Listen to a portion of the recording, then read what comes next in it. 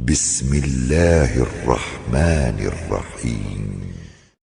سبح اسم ربك الأعلى الذي خلق فسوى والذي قدر فهدى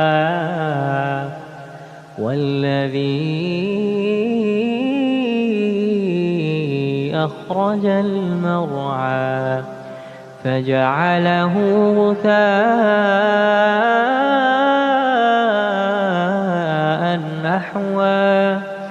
سنقرئك فلا تنسى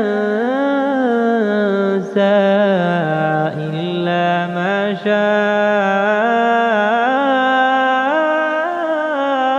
الله إنه يعلم الجهر وما يخفى ونيسرك لليسرى فذكر إن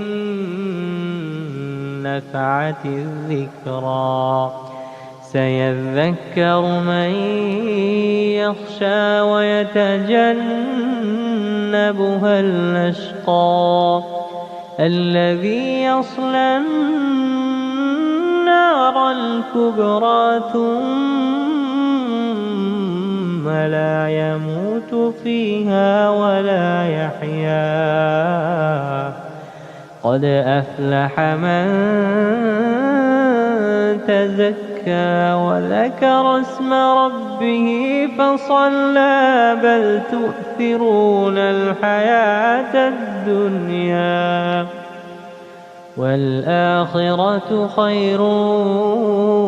وأبقى إن هذا لفي الصحف الأولى صحف إبراهيم